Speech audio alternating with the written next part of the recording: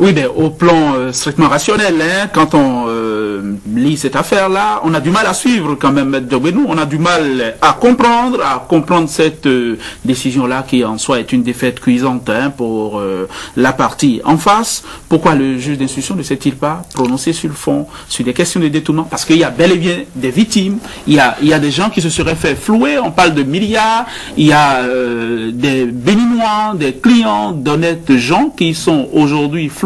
Et puis, il y a des bailleurs de fonds étrangers qui, depuis, auraient pris des mesures de rétorsion contre l'État béninois. Oui, face à tout ça, il faut bien trouver un coupable, non je comprends votre analyse hein, et je suis malheureux de constater que c'est une analyse que l'on essaye de faire comprendre par la grande masse de notre population. Quand vous parlez de juge d'instruction, vous parlez de juge qui instruit, de juge qui instruit, de juge qui enquête, pas de juge qui décide, pas de juge qui juge. Alors, et encore une fois, je dis, je suis sous le sceau du secret, du secret de l'instruction. Alors, un juge qui instruit, il débouche sur quoi? Il débouche sur une proposition. Soit il demande à un juridiction de jugement de décider de ce que de droit. Vous ne pouvez pas à cette étape dire au juge d'instruction pourquoi vous n'avez pas examiné au fond l'affaire. Non. Cela suppose par ailleurs que vous connaissez l'affaire, vous connaissez ce que le juge d'instruction a décidé. Et si vous connaissez, vous, le juge d'instruction, ce qu'il a décidé, c'est qu'il y a quelque part une violation du secret de l'instruction. Et ça, ce n'est pas admissible. Parce que le secret de l'instruction est fait pour tout le monde. Et voyez-vous, des affaires aujourd'hui se trouvent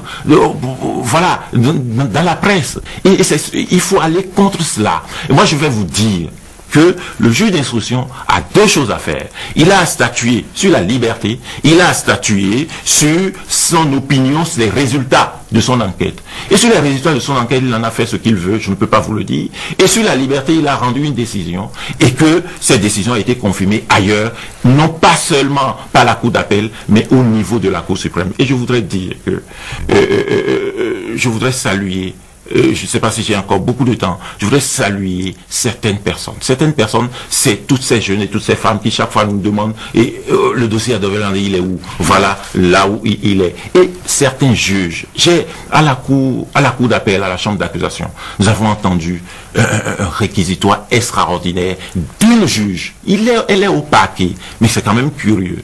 Et qui dit, voilà, moi j'ai requis ce qu'on m'a demandé de requérir, mais je pense que cette personne n'a pas sa place là. Et voilà, ce sont celles et ceux qui font la justice béninoise. Oui. Très bien, mais est-ce que vous comprenez l'incompréhension du gouvernement, sa colère, puisqu'on dit même qu'il y a eu des aveux, qu'il y a eu des engagements faits notamment à la mairie de Calavi. Est-ce que vous comprenez la colère du gouvernement? Il paraît qu'il ne décolère plus depuis. Voilà, c'est une colère foudroyante qui vous prend un 25 décembre. Quelqu'un qui est un citoyen béninois, quelqu'un qui a de hautes responsabilités, qui curieusement, voyez-vous, qui curieusement a des ambitions pour ce pays. C'est une colère qui concurrence ces ambitions. Il faut mettre les choses dans le même panier. C'est une colère circonstancielle. Je dirais c'est une colère curieuse. Le débat n'est pas là. Le débat, c'est de priver quelqu'un de sa liberté.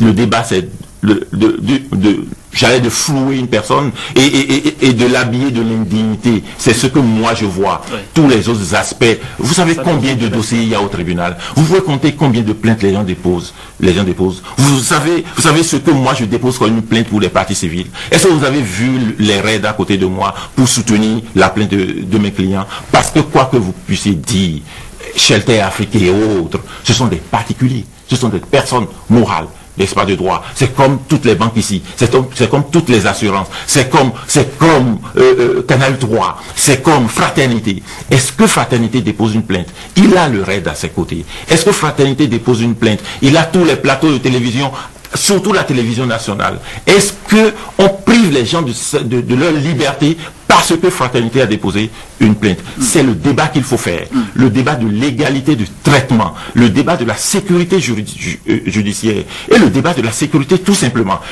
Nous ne sommes pas nombreux, monsieur le journaliste. 8 millions d'habitants. Voyez l'état de Lagos. Nous ne sommes pas dans un pays aussi grand, 112 000 et quelques kilomètres carrés. Pourquoi ne pouvons pas nous rêver de vivre dans un pays normal, en situation normale, en toute sécurité, mais vraiment en toute sécurité. Mais c'est le combat qu'il faut faire. Vous ne vous sentez pas en sécurité et vous êtes désormais défenseur de la veuve et de l'orphelin. Il faut le faire.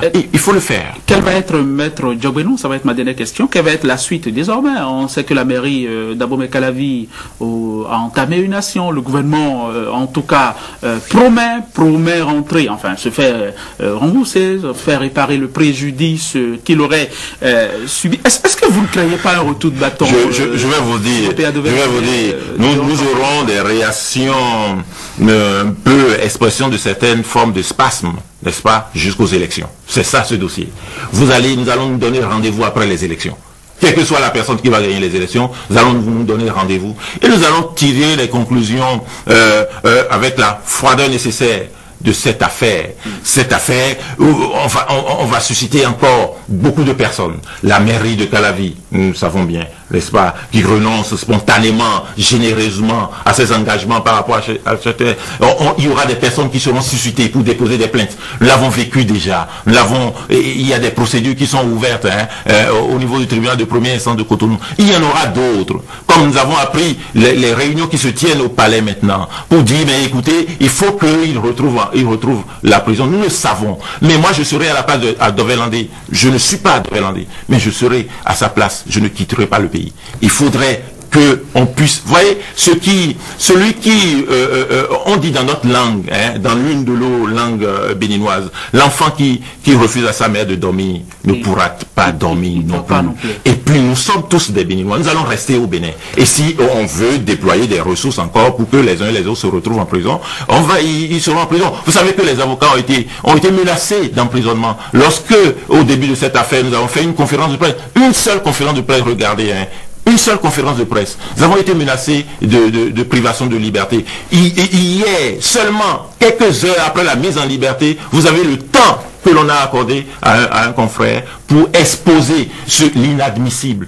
Pendant près de 30 minutes, on l'a fait. Voilà le dossier, voilà les enjeux. On veut priver quelqu'un de la liberté. Mais, vous voyez, je vais encore une fois là citer quelqu'un qui dit, lorsque les nazis sont venus chercher les socialistes, je n'étais pas là. Je n'ai rien dit parce que je n'étais pas socialiste. Lorsqu'ils sont venus chercher les communistes, je n'ai rien dit parce que je n'étais pas communiste. Lorsqu'ils sont venus chercher les protestants, je n'ai rien dit. Je n'étais pas protestant. Mais lorsqu'ils sont venus me chercher, il n'y avait plus personne pour protester. C'est le sens de notre engagement.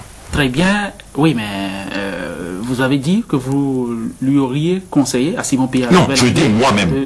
Si j'étais si Simon Pierre Dovelandé. Parce que je pourrais avoir l'impression, à un moment donné, quand tard dans la nuit, j'ai appris que des réunions secrètes se tiennent pour qu'il retrouve en prison, la faiblesse humaine m'a conduit à dire, mais écoutez, pourquoi leur laisser encore l'occasion de me ruiner, de porter atteinte à ma dignité si j'étais à sa place. Mais aujourd'hui, je considère que je vais rester au Bénin. Moi, si j'étais Simon Pierre Dovelandé, si j'étais Isaac Agossou, je vais rester au Bénin. Et puis, celui qui veut porter atteinte à ma vie ou à ma liberté, qu'il le fasse et s'il considère que lui, il a un titre foncier sur la vie d'abord, et s'il considère qu'il a un titre foncier sur le pouvoir, eh bien, on verra bien. Ça se dit qu'il est sur le départ, Simon Pierre à Dovelandé. Vous avez dit qu'il a un destin national. Est-ce qu'il vous Non, je n'ai pas dit. Vous avez dit qu'il a des ambitions. Il a des ambitions, voilà. Et qu'il a exprimé. Je ne suis pas son porte-parole, qu'il a exprimé. Vous en aviez parlé. Non, pas du tout. Nous sommes dans ce dossier concernant sa privation de la liberté. C'est sa privation de la liberté dans les conditions d'indignité absolue qu'il faut déplorer et sur laquelle il faut protester de manière tout aussi absolue. Vous avez le triomphe modeste, je l'ai dit tout à l'heure. Vous n'avez pas fait la fine bouche ce matin, vous vous êtes montré même un peu farouche. Oui. Vous sentez que c'est pas fini tout à fait. Mais vous savez, nous avons la profession que j'exerce nous donne à voir des situations et il faut pas vivre très longtemps dans notre profession pour voir quelque chose et son contraire. Et c'est ce que nous voudrions éviter. Vous voyez, si ceux qui sont au pouvoir aujourd'hui ne le sont plus, il faut que nous puissions avoir des arguments pour dire, il ne faut pas les mépriser, il ne faut pas les couvrir d'indignité. Et si nous ne faisons pas ce que nous faisons aujourd'hui, demain nous n'aurons pas les arguments pour les protéger, eux. Et c'est pourquoi je le fais avec force aujourd'hui. aujourd'hui pour pouvoir le faire avec force à leur profit demain. Avec force et détermination. Et je peux profiter pour tendre la pêche à Maître Alao Sadikou. Notre plateau est ouvert. Je souhaite qu'il y ait un débat contradictoire. Et ce que je regrette, vous voyez, il y a une décision du bâtonnier. Décision du bâtonnier qui dit aux avocats: n'intervenez pas comme vous le faites dans ce dossier. Je suis membre du Conseil de l'ordre. Je suis membre du Conseil de l'ordre. Et je vois la télévision publique. Et je vois, on lui offre une occasion de 30 minutes, près de 30 minutes, dans un monologue, alors qu'il n'est pas présent, il n'a même pas l'humilité, et permettez-moi de le dire, d'être à la Cour suprême, et de savoir ce qui s'est passé à la Cour suprême, et qu'il témoigne là-dessus, et qu'il couvre la personne qui est en liberté encore d'indignité, et qu'il donne des leçons. Je trouve cela pas du tout, et c'est mon aîné, c'est mon doyen en plus. Voyez-vous, je veux être dans la posture de pouvoir être fier de quelqu'un. Ce matin, je suis embarrassé de ne pas pouvoir dire que je suis fier de quelqu'un. Vous savez comment ça se passe en même temps. Vous êtes avocat. Vous savez que vous êtes capable de très grands écarts aussi. Nous sommes capables de très grands écarts, mais dans la posture du contradictoire. Voyez-vous, on aurait été très heureux. Il n'y a pas encore eu de juridiction de jugement qui ait traité cette affaire. Oui, Maître Djobénou, merci infiniment. Et je me répète, Maître Alao Sadikou, il est attendu ici, si c'est son souhait, si c'est ce qu'il souhaite. Nous autres sommes ouverts, nous attendons simplement de l'accueillir, Maître Djobénou. Et je voudrais que vos collègues de la télévision nationale disent la même chose à notre égard. Moi, je sens qu'on entendra parler de cette affaire encore et encore, peut-être dans pas longtemps, dans la colonne, dans le chapitre politique. Absolument. C'est possible. Pourquoi pas? Et là, je ne serai certainement pas là. Cela promet en tout cas. Maître Djobénou, merci. C'est moi qui vous remercie. Infiniment merci d'être passé et excellente journée à vous. Merci à vous aussi. À bientôt.